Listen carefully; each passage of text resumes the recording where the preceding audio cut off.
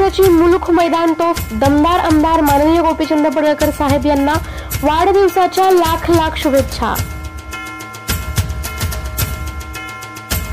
शुभेच्छुक सुहास भैया कुलकर्णी, चिटणीस भारतीय जनता पार्टी युवा मोर्चा सांगली जिल्हा।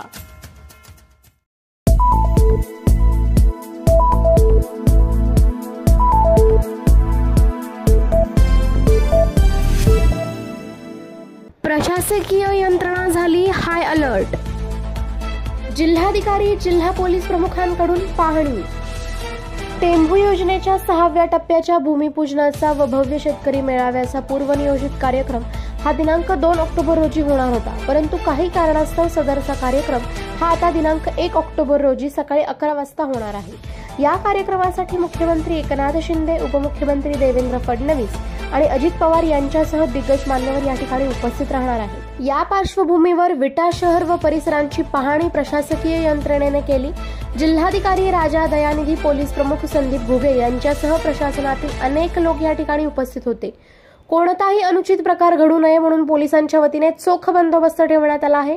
वाहतुकीची शिस्त लागावी म्हणून वाहतूक पोलीसही अलर्ट झाले आहेत। आज जिल्हाधिकारी, पोलीस प्रमुख यांच्यासह प्रशासनातील अनेक लोकांनी विटा शहराची पाहणी केली। मुख्यमंत्री ज्या ज्या ठिकाणी जाणार आहेत त्या ठिकाणी जाऊन त्यांनी परिस्थितीची माहिती घेतली।